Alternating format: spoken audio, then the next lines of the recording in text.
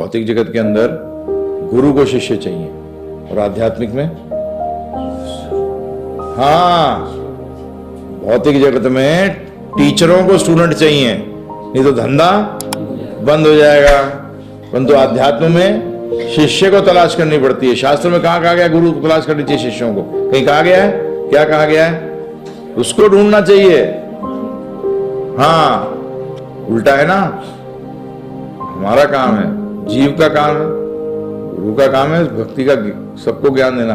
अब जो शिष्य बने जो हम लोग सीधी बात आ रहे हैं प्रभुपाद जी पे। तो पहली चीज, अब आगे चलिए, ऊपर लिखे चैतन्य महाप्रभु। श्री चैतन्य महाप्रभु स्वयं कृष्ण है। पहली बात, इस पर डिटेल में नहीं जाऊंगा अभी। तो चैतन्य महाप्रभु जो है वो क्या है?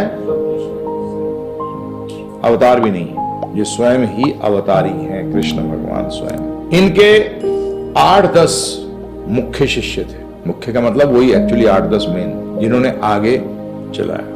उनमें से जो हम लोग फॉलोअर हैं वो हैं रूप गोस्वामी जी के। नीचे लिखिए प्रभु जी, रूप गोस्वामी, रूप गोस्वामी, रूप गोस्वामी, ठीक है ना। जब भी हमें बोला जाता है रूपानुगा, क्या बोला जाता है प्रभु जी? रूपा अनुगा। अनुगा का मतलब क्या होता है? फॉलोअर, जो उनकी आज्ञा का पालन कर रहे हैं। इसलिए हमें क्या कहा जाता है? रूपानुगा। 6 गोस्वामी हैं, सनातन गोस्वामी, रूप गोस्वामी। सनातन गोस्वामी, रूप गोस्वामी जी बड़े भाई हैं। सनातन गोस्वामी, रूप गोस्वामी, गोपाल भट्ट गोस्वामी, रघुनाथ दास गोस्वामी, रघुनाथ भट्ट गोस्वामी, रघुनाथ और जीव गोस्वामी। 6 हो गए। ये 6 में से जो मुख्य इनके थे वो रूप गोस्वामी जी थे। तो रूप गोस्वामी जी ने, अब आप ब्रज में वृंदावन में जाएंगे तो आपको मिलेंगे जो कि कई गोपाल भट्ट गोस्वामी के फॉलोअर हैं। जैसे राधा रमन मंदिर जो है किसका फॉलोअर है? गोपाल भट्ट। राधा दामोदर किसके फॉलोअर हैं? जीव गोस्वामी। परंतु जीव गोस्वामी रूप गोस्वामी जी के क्या थे प्रभु जी? भतीजे। अगर तीसरे भाई थे रूप सनातन के अनुपम, उनके पुत्र। ये जीव गोस्वामी जो है, अगर एक तरह से देखा जाए तो हमारे गौड़े वैष्णव के व्यास हैं। क्या है? इन्होंने जितना लिटरेचर लिखा है उतना किसी ने नहीं लिखा। इसलिए गौड़े वैष्णव, हमारे गौड़े वैष्णव क्या हुए? व्यास। अब आगे आता है रूप गोस्वामी जी के बाद आपके पूरा चल रहा है। चल के हम लोग को, हमारे को इंटरेस्ट है प्रभुपाद जी से। तो करते करते कहां पहुंचे? कृष्ण कृपा श्री मूर्ति श्री श्रीमद अभय चरणा रविंद भक्ति वेदांत स्वामी ठाकुर शिला प्रभुपाद जी। शिला प्रभुपाद, ठीक है जी। प्रभुपाद जी का संन्यास नाम है स्वामी। हाँ, उनको संन्यास का नाम क्या दिया गया था? स्वामी। हाँ, ये ध्यान रखिएगा, ये एक्चुअली उनका नाम है। हाँ, टाइटल नहीं है ये ध्यान रखिएगा। जब भी उनके गुरु भाई उनको स्वामी जी के नाम से बुलाते हैं। क्या बुलाते हैं? स्वामी जी। उनका स्वामी जी, स्वामी नाम है उनका। जैसे उनका नाम अभय चरण था, तो उनके गुरु महाराज ने क्या कर दिया था? अभय चरणारविंद दास। फिर उनको सन्यास नाम मिलता है। हाँ, सन्यास का भी नाम मिलता है। वो क्या मिला? स्वामी। समझ में आया? तो ये प्रभुपाद जी का सन्यास का नाम जो है वो स्वामी है, टाइटल नहीं है। अब प्रभुपाद जी ने स्थिति अपने आप में बड़ी यूनिक है। चैतन्य महाप्रभु से प्रश्न करने पर उनके शिष्य ने प्रश्न किया कि भारतवर्ष में तो आपने फैला दिया, ये पाश्चात्य देश में जो है, जो पाश्चात्य का मतलब जो भारतवर्ष से बाहर जो जीव है, इनका कल्याण कैसे होगा? तो चैतन्य महाप्रभु ने कहा था, ये चैतन्य मंगल के अंदर आता है, लोचन दास ठाकुर जी के द्वारा लिखी हुई है किताब। इसमें आता है ये संवाद, जिसमें कि बता रहे हैं लोचन दास ठाकुर जी कि ये चैतन्य महाप्रभु जब ये प्रश्न किया तो चैतन्य महाप्रभु ने उत्तर दिया था कि बहुत जल्दी मैं अपना एक सेनापति भेजूंगा। क्या भेजूंगा? सेनापति भेजूंगा, जो पूरे विश्व में इसका प्रचार प्रसार हरिनाम का करेगा। तो वो किसने किया? श्रील प्रभुपाद। तो भगवान श्रील प्रभुपाद क्या हुए? भगवान कृष्ण के सेनापति। एक्चुअली चैतन्य महाप्रभु भाव किसका था? राधा रानी का। किसका भाव था? राधा रानी का भाव होने के कारण उसका मतलब जो जिस भाव में होता है वही तो वो व्यक्ति बोल रहा होता है। जैसे कि अपने आप में अगर भगवान ना कर किसी में भूत चढ़ जाता है जब कोई, तो वो क्या होता है? वो व्यक्ति बोल रहा था कि भूत बोल रहा होता है? भूत बोल रहा होता है, भूत बोल रहा होता है। इसी तरीके से चैतन्य महाप्रभु नहीं बोल रहे थे। कौन बोल रहा था? कृष्ण नहीं बोल रहे थे, राधा रानी बोल रही थी। भूत बोल रहा था, राधा रानी बोल रही थी। कौन बोल रही थी? राधा रानी बोल रही थी। तो राधा रानी कह रही थी कि मैं अपना जर्नल भेजूंगी। तो आप समझ लो फिर क्या स्थिति होगी प्रभुपाद जी की। और हमारा अति सौभाग्य कि हमें उनका सानिध्य प्राप्त हो रहा है। गुरु का सानिध्य वाणी है प्रभु जी, गुरु का सानिध्य और कुछ नहीं होता, ये ध्यान रखना।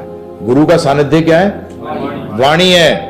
दो तरीके से आप गुरु से संबंध कर सकते हैं, वापु और वाणी से, परंतु वापु होता है कभी और कभी नहीं होता। तो किसका स्मरण रखना चाहिए? वाणी का। जब भी कहा गया है कि वैष्णव कभी मरते नहीं, क्योंकि वैष्णव की वाणी कभी मरती नहीं, वाणी थी है और रहेगी। इसलिए प्रभुपाद जी की वाणी अभी भी हमारे बीच में है। प्रभुपाद जी हमारे बीच में है। जिस दिन हम अगर प्रभुपाद जी सामने हो हमारे बापू रूप में और हम उनकी वाणी का नहीं सुने तो उसका मतलब प्रभुपाद जी होकर भी नहीं है। और अगर हम वाणी की बात वाणी मान रहे हैं तो उसका मतलब वो हमारे सामने नहीं होकर भी है। तो ये समझ में आया आपके? तो इसलिए प्रभुपाद जी हमारे बीच में से कभी भी नहीं गए। कृष्ण भगवान हमारे बीच में है कि नहीं है? हैं। जब हम भगवत गीता का पालन करते हैं ना प्रभु, सिंपल है। इसीलिए प्रभुपाद जी की यूनिक पोजीशन, अब ध्यान रखिएगा, प्रभुपाद जी को सेनापति कहा। प्रभु चैतन्य महाप्रभु ने सेनापति शब्द क्यों इस्तेमाल किया? ये क्यों नहीं कहा कि मैं अपना बहुत बड़ा शिष्य भेजूंगा? नहीं बोला। क्या बोला? मोरो सेनापति। बंगाली में क्या बोला? मोरो से, हाँ, मेरा सेनापति, मैं अपना सेनापति भेजूंगा। सेनापति का मतलब क्या है? सेनापति का काम कि वो माया पे विजय प्राप्त करे। और विजय का मतलब है कौन सा, क्या फैलाए, किस चीज का ध्वज फैलाए? हरिनाम। किसका? हरिनाम। हरिनाम करने से भक्ति स्वयं आ जाएगी। हैं जी? बीमार हो, भूख लगी है, कपड़े नहीं है, घर नहीं है, तो एक ही चीज, क्या इलाज है सारी इन चीजों का? एक इलाज बताओ। भौतिक उदाहरण दे रहा हूं, आध्यात्मिक अनुसार दे रहे। पैसा। पैसा आ जाए सारी चीजें सॉल्व। डॉक्टर की फीस भी आ गई, कपड़े भी आ गए, भूख का भी इंतजाम हो गया, घर भी मिल गया है प्रभु जी। तो इसी तरीके से हरि नाम का झंडा। किसका झंडा प्रभु जी? हरे कृष्ण कृष्ण कृष्ण हरे हरे, हरे राम राम राम हरे हरे। यह हरि नाम का झंडा, इसकी विजय पताका पूरे विश्व में फैलाएगा वो सेनापति। अब सेनापति क्या करता है? उद्देश्य एक है, परंतु उस उद्देश्य को प्राप्त करने के लिए अब आप कहो कि सेनापति को जो चक्रव्यूह बनाते हैं ना, लड़ने के लिए क्या बनाते हैं? अलग अलग किस्म के चक्रव्यूह बनाते हैं, व्यू रचना करते हैं। कौन सी रचना? व्यू रचना करते हैं, अलग अलग व्यू रचना करते हैं। तो आप ये कहोगे नहीं जी नहीं, ये व्यू रचना तो यही एक ही टाइप की होगी। ऐसा थोड़ी होता है। समय, परिस्थिति और काल को देखकर सेनापति व्यू रचना नहीं भी बना सकता है, नहीं बना सकता, परंतु उद्देश्य बदलना नहीं चाहिए। उद्देश्य क्या होना चाहिए? युद्ध को जीतना और अपनी पटाखा को फैलाना, यही होना चाहिए ना प्रभु जी। तो इसीलिए प्रभुपाद जी ने अब जो सिस्टम करा है वो थोड़ा सा भिन्न लगता है। क्या लगता है? सिस्टम क्या है? भिन्न थोड़ा सा। प्रभुपाद जी ने एक संस्था बनाई, परंतु नाम कहा था उसको, शुरू में कहा था हरे कृष्णा मूवमेंट। मूवमेंट का मतलब एक हरे कृष्णा आंदोलन, जिसका की स्टार्टिंग करने वाले कौन है? चैतन्य महाप्रभु। ध्यान रखना, प्रभुपाद जी ने कभी नहीं कहा कि मैंने स्टार्ट किया कुछ। प्रभुपाद जी ने कहा कि ये मूवमेंट को, हरे कृष्ण महामंत्र के फैलाने के इस आंदोलन का संस्थापक कौन है? चैतन्य महाप्रभु। परंतु उसमें बहुत लोगों ने इसमें कार्य कर रहे हैं, परंतु उसमें प्रभुपाद जी ने भी अपनी भी सेना जोड़ी। क्या करी प्रभु जी? ठीक है ना, अपनी सेना भी उसमें जोड़ी, जिसके कि वो सेनापति थे, राजा नहीं। राजा तो चैतन्य महाप्रभु कौन है प्रभु? हाँ, राजा वो हैं। मैं अपना राजा भेजूंगा, ऐसा थोड़ी कहा चैतन्य महाप्रभु ने। क्या कहा? मैं अपना, क्योंकि राजा फिर कौन हुए? हाँ, मैं अपना सेनापति भेजूंगा, तो राजा कौन हुए? अब प्रभुपाद जी ने, अब प्रॉब्लम आई। प्रभुपाद जी ने अपने समय में तो ठीक है, वो स्वयं गुरु दीक्षा देते थे। अब गुरु शब्द पे आते हैं, 3 प्रकार के गुरु होते हैं, लिखिए। पथ प्रत्यक्षक गुरु, दूसरा शिक्षा गुरु, तीसरा दीक्षा गुरु और चौथा चैत्य गुरु। 4 प्रकार। शिक्षा गुरु, दूसरा पथ प्रत्यक्षक गुरु, शिक्षा गुरु, दीक्षा गुरु और, ठीक है। अब तो क्या हुआ? ये पहले कौन है? पथ प्रत्यक्षक गुरु, कि भाई वहां अच्छा लेक्चर होता है, चला जाकर। तूने सुना कभी? मैंने तो नहीं सुना, मैं तो सुना था कि अच्छा होता है। या रास्ता बता दिया, कोई लेके आ गया कभी किसी को यहाँ, और उसके बाद उसका कोई संबंध नहीं रहा उसके साथ, वो पथ प्रत्यक्षक हो गया। क्या हो गया प्रभु जी? अगर किसी ने आपको यही बता दिया कि वो गिव है, जहाँ एक रास्ता दिखा दिया, वो भी आपका क्या हो गया? सूरदास जी के साथ क्या हुआ? चिंतामणि जो वैश्या थी, उसने क्या कहा, अरे इतना प्रेम अगर तू मुझसे करता है, इतना प्रेम तू कहीं भगवान से कर बैठे तो तेरा तो कल्याण हो जाए।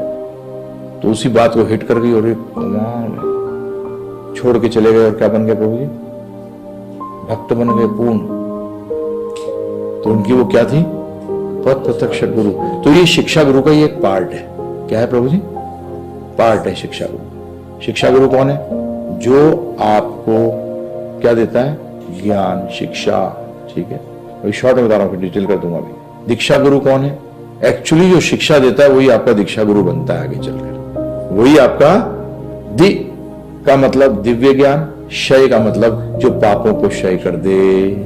दीक्षा गुरु वो जो कि ज्ञान देकर पापों को क्षय कर दे, वो कौन है प्रभु जी? दीक्षा गुरु। और वो समस्त आपके पापों को हरता है। क्या करता है प्रभु जी? समस्त आपके पापों को हरता है। चैत्य गुरु। चैत्य गुरु कौन है? परमात्मा। कौन है? भगवान। जब आप सिंसियर होते हो तो ये आपके सामने तीनों स्वरूप में आ जाते हैं, पथ प्रत्यक्षक, शिक्षा और दीक्षा। हां जी, चिंतामणि के मन में कैसे आ गया दिमाग में ये कि सूरदास जी को बोले, ये बात बोले? वैसे वो तो बड़ा खुश होना चाहिए कि ऐसा मुझे क्लाइंट मिला हुआ है जो मेरे लिए इतना पागल है कि अपनी पत्नी की लाश पर भी पकड़कर उसने नदी पार कर ली, और सांप को रस्सी समझकर आ गया ऊपर चढ़कर। परंतु किसने गाइड किया? सूरदास जी, है ना? नहीं तो ऐसा वाक्य कैसे बोल सकती है एक वैश्य?